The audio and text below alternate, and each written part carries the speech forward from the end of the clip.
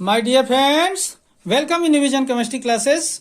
आज की क्लास में पढ़ेंगे रासायनिक बलगत की केमिकल काइनेटिक्स चैप्टर से एक वाक्य में उत्तर या वस्तुनिष्ठ प्रश्न संग्रह। ओके, वस्तुनिष्ठ प्रश्न बोलें या एक वाक्य में उत्तर बोलें या एमसीक्यू बोलें या सही जोड़ी बोलें, हर जगह काम आएगा। ठीक है, तो आज पढ़ रहे हैं एक वाक्य में उत्तर या एमसीक्यू स्टाइल के क्वेश्चन। ठीक है, तो आज की क्लास में ये बहुत ही महत्वपूर्ण क्वेश्चन दिए जा रहे हैं, जिसे मैं बहुत ही आसान और सरल ढंग से बता रहा हूं, जिसे आप लोग देखिए, सुनिए और सुनकर याद कीजिए। ठीक है, तो जिन लोग मेरे चैनल में नए हो तो चैनल को सब्सक्राइब कर लीजिए और देखते हैं रासायनिक बलगत की या केमिकल काइनेटिक्स से एक वाक्य में उत्तर या वस्तुनिष्ठ प्रश्न संग्रह। ओके,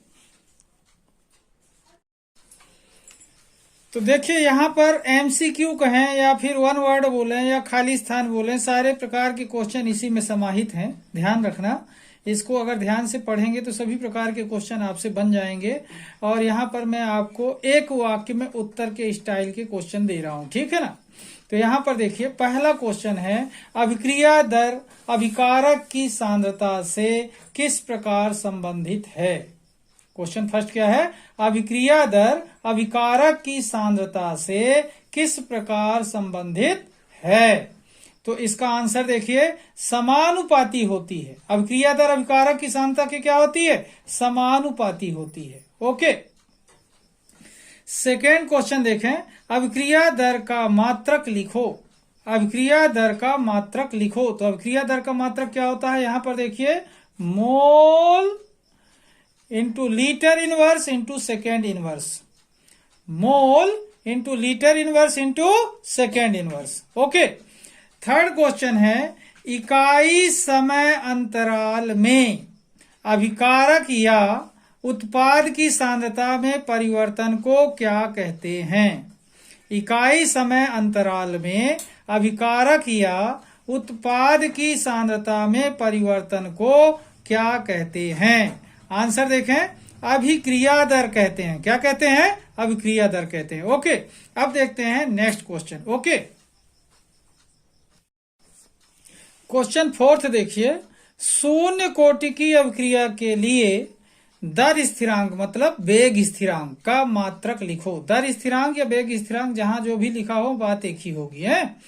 शून्य कोटि की अभिक्रिया के लिए दर स्थिरांक का मात्रक लिखो। तो क्या होगा, आंसर देखें, mole into litre inverse into second inverse. Okay, mole into litre inverse into second inverse होगा। अब देखिए पांचवा क्वेश्चन देखें, प्रथम कोटि की अभिक्रिया के लिए दर स्थिरांक का मात्रक लिखो। तो क्या होगा यहां पर, इसका आंसर होगा सेकेंड इनवर्स। छठवें नंबर का क्वेश्चन देखें, द्वितीय कोटि की अभिक्रिया के लिए दर स्थिरांक का मात्रक लिखो। तो आंसर क्या होगा, mole inverse into litre into second inverse. Okay, अब देखते हैं नेक्स्ट क्वेश्चन।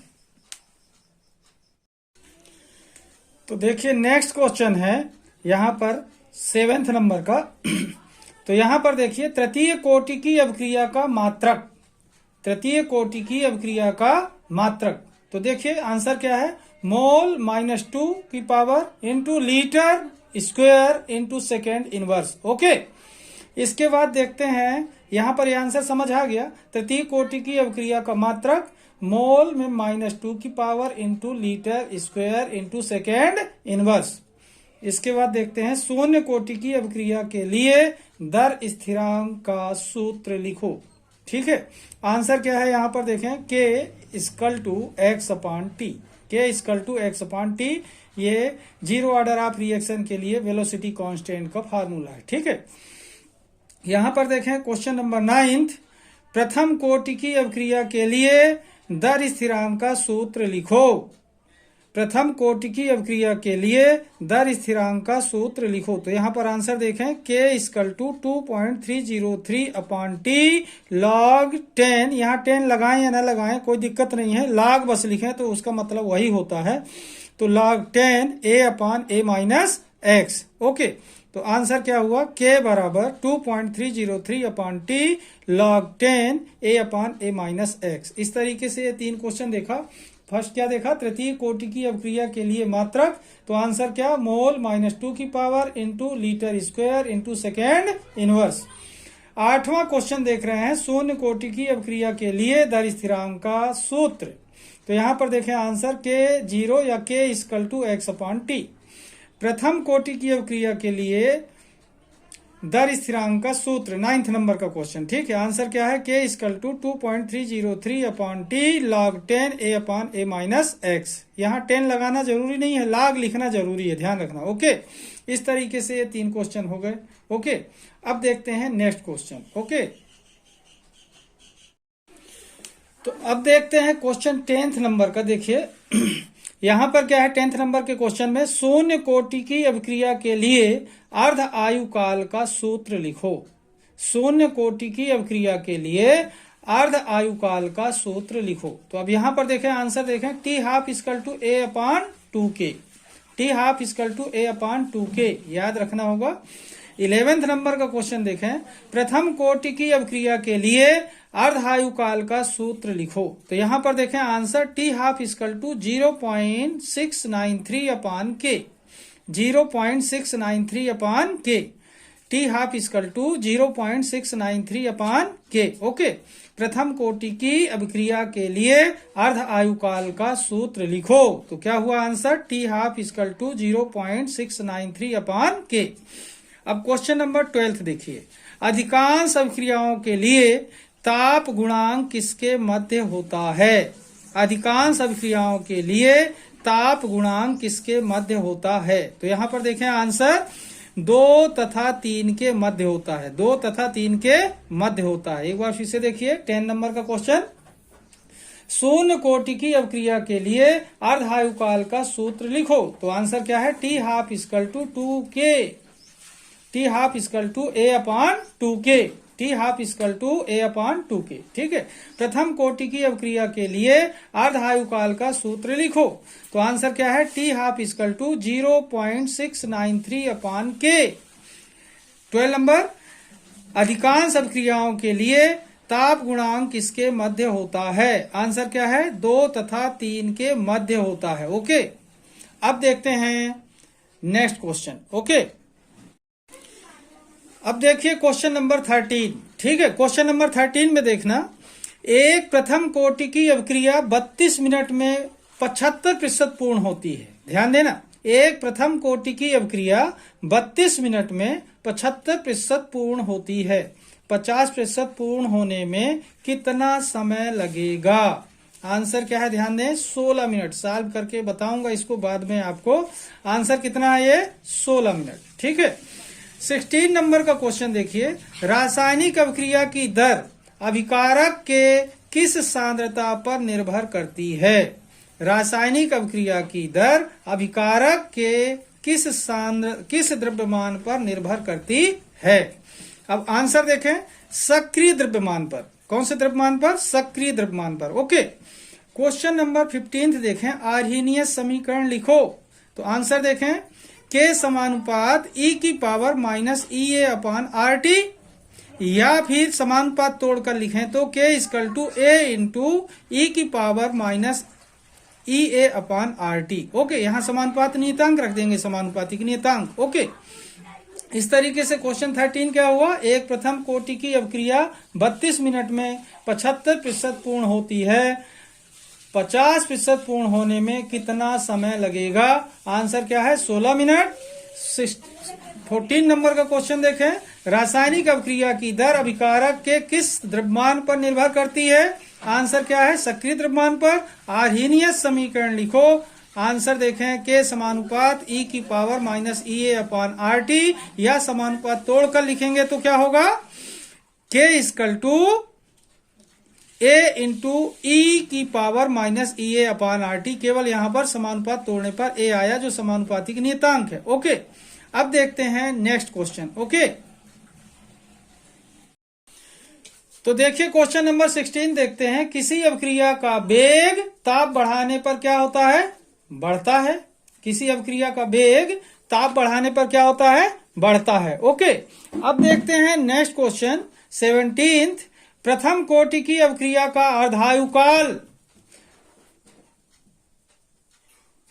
प्रथम कोटि की अवक्रिया का अर्धायुकाल सांद्रता पर निर्भर करती है या नहीं? तो आंसर क्या है? नहीं करती।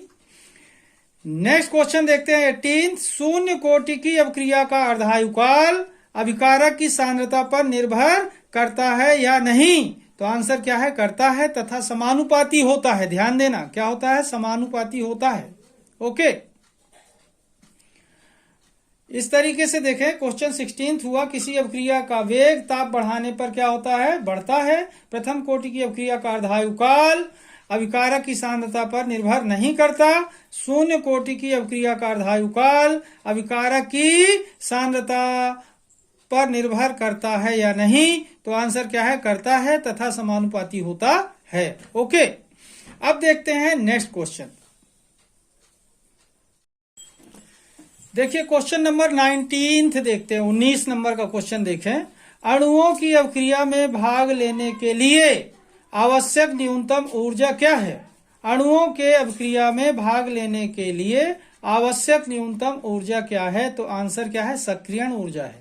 कौन सी अवक्रिया, कौन सी ऊर्जा की आवश्यकता पड़ती है? सक्रियण ऊर्जा की आवश्यकता पड़ती है किसी भी अणु को अवक्रिया में भाग लेने के लिए। ओके, क्वेश्चन नंबर 20 देखें। द्रव्य अनुपाती क्रिया का नियम किसने दिया था?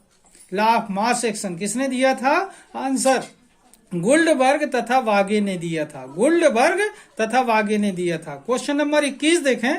तीव्र अवक्रिया कितने सेकेंड में संपन्न हो जाती है?